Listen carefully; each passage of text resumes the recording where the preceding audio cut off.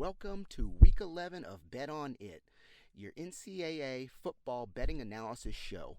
We provide insight and real analysis of cherry-picked select matchups so that you can win big on Saturday and you can bet on it.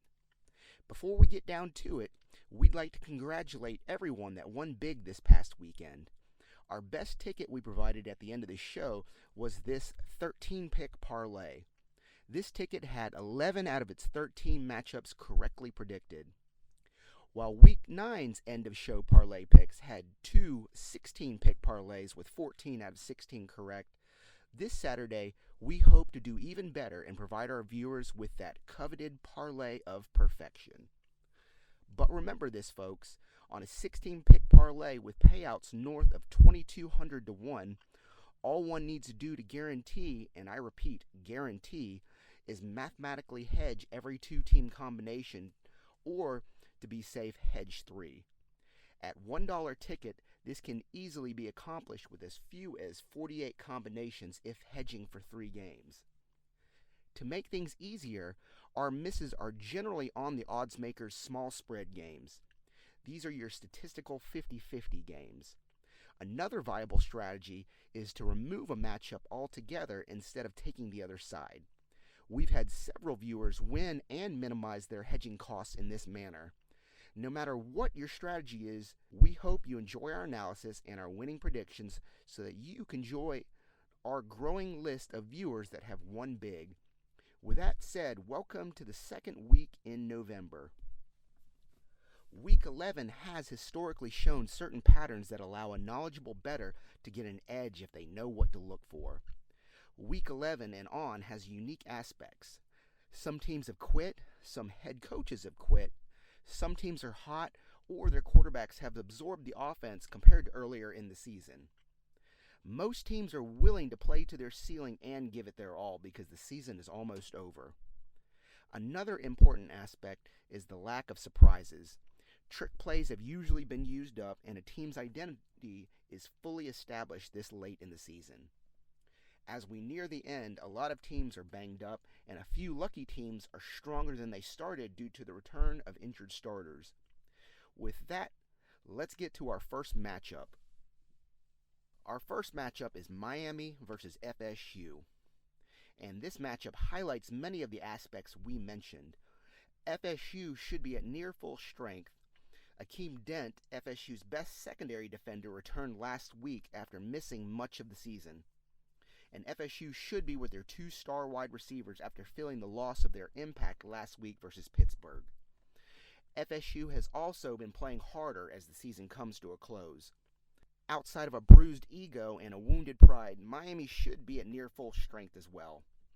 Mentally, Miami appears to be on the cusp of giving up. They seem to play like a tired team, and they act as if they have nothing to play for. Playing in front of 10,000 fans can surely do that to you. This seems to be the only explanation for their recent poor play, and this will definitely falls on the coaching staff.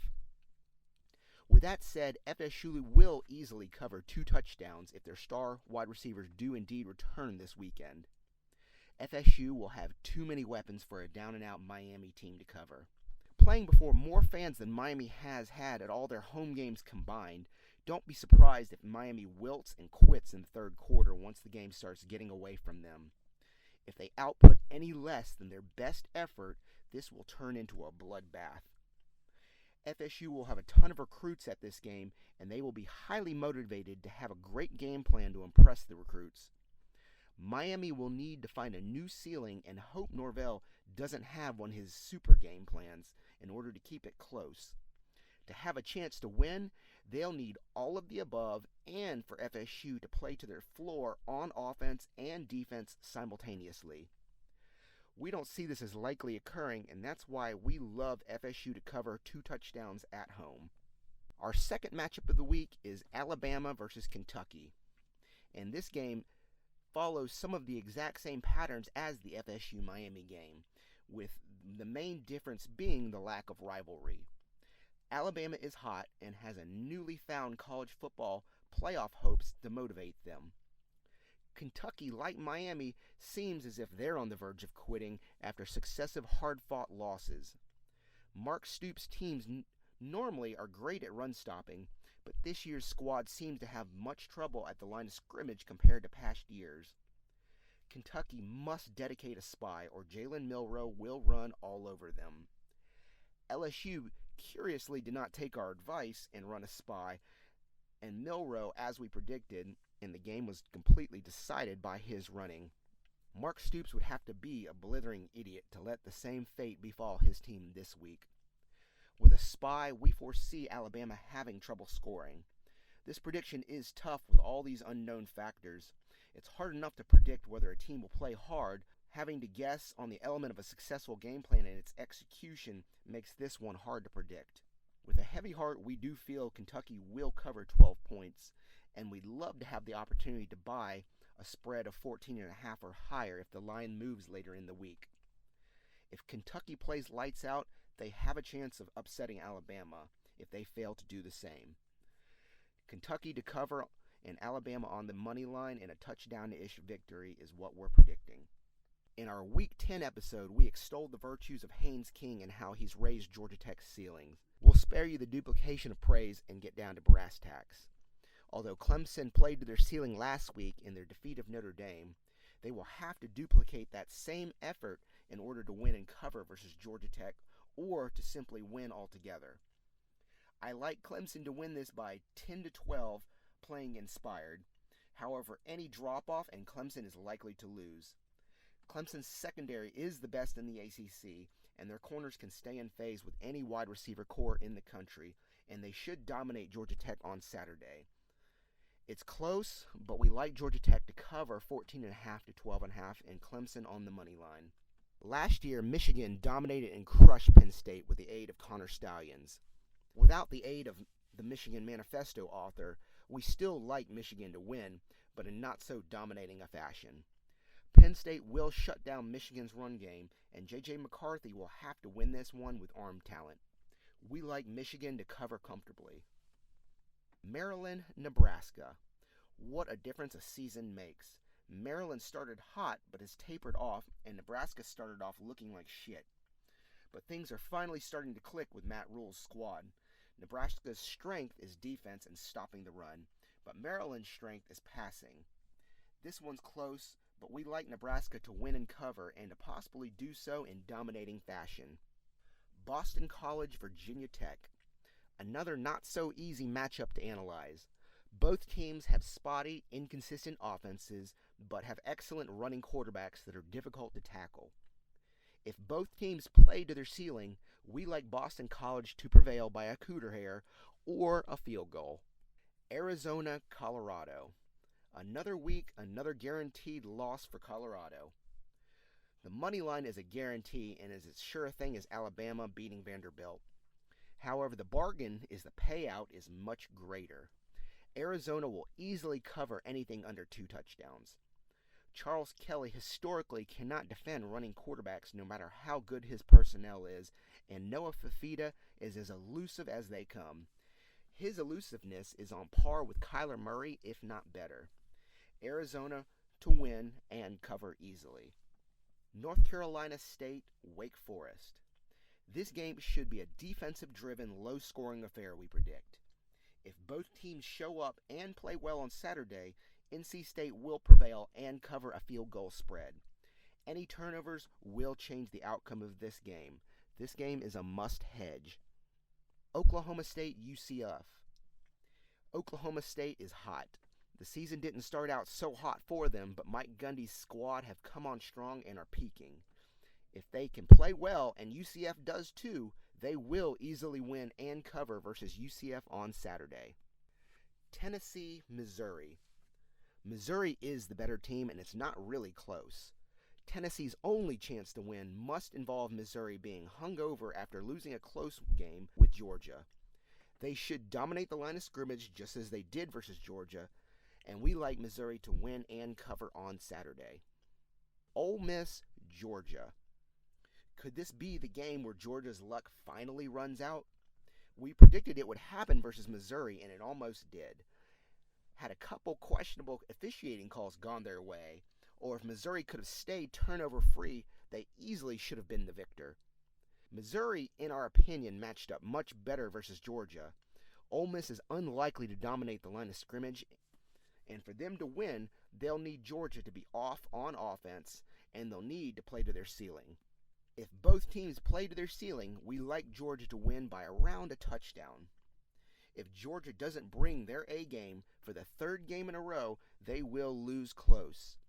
We like Georgia on the money line and Ole Miss to cover. UF LSU. UF has no chance to win this. LSU is better in every way and on both sides of the ball. Both teams are coming off disappointing losses and could play down. The difference is UF is on the verge of losing bowl eligibility, and Brian Kelly's staff will whip his squad this week to ensure they do not lose another game. LSU will win on Saturday, and we believe the margin will be enough to cover 12.5 and probably closer to 17 points. Texas TCU. TCU should be a bigger underdog than they already are, even if Malik Murphy starts. Word is Quentin Ewers should return, and if that's the case, TCU is in trouble. With Texas's defense likely to dominate, we feel Texas will easily win and cover 10 or more points on Saturday. Arizona State UCLA. Last week, we extolled the virtues of Kenny Dillingham's squad and his game planning, and they made us look like a fool with our prediction. Arizona State completely quit on both sides of the ball and was subsequently and utterly destroyed. Whether they do the same again this week is a mystery, but the outcome of this game won't be. UCLA will win and cover with their vaunted defense. Oregon USC. Oregon is going to stomp the life out of USC. They need this win and they want it more than USC. And the only thing worse than Alex Grinch as your defensive coordinator is not having a defensive coordinator because Lincoln Riley fired him mid-season. Oregon matches up very similarly to Notre Dame, and the outcome will likely be very similar as well. We like Oregon to win big, just as the Fighting Irish did. North Carolina Duke. With Riley Leonard out, we don't see how it's possible for Duke to win this game. North Carolina seemed to get their mojo back versus Campbell, and they'll need it versus Mike Elko's boys. Elko will do his best, but in the end, North Carolina will prevail easily. Without a good quarterback, North Carolina will eventually dominate just as Louisville did. North Carolina will win and cover. Stanford, Oregon State. Stanford is a case in point of a team that's found a positive direction late in the season. The coaches that are going to make it do better as the season goes on, and the coaches that aren't going to make it at a school tend to do worse as the season draws to a close. Troy Taylor's first year has the hallmarks of a successful hire. Oregon State is the better team, but Troy Taylor's Stanford team continues to find a new ceiling each week since getting blown out by UCLA a month ago. I believe Stanford will do the same on Saturday and possibly beat Oregon State if they don't come out of the gates storming and stay aggressive. I love Stanford to avoid the blowout and to cover versus a sleepy Oregon State team. Utah, Washington. We see this as a 50-50 game. Washington will likely win close, but it seems in recent weeks teams have learned how to slow down Washington's scoring output. Utah has a good defense, and all that's necessary to win is to execute a good offensive game plan. Don't be surprised if Utah plays to their ceiling and wins this game. For parlays, this game is a must hedge. This week we've got 5 parlay tickets of varying risk level. All payouts are based off of a $1 bet, and as with prior weeks, we're likely going to be wrong on 1 or possibly 2 picks. We feel they are Utah, Washington, Alabama, Kentucky, Arizona State, UCLA, and Boston College, Virginia Tech. There's also risk with the Michigan game without the absence of Connor Stalions' services. If you can manage to hedge the couple of losses, you're sure to win big. Good luck, and we hope you like and subscribe to our channel.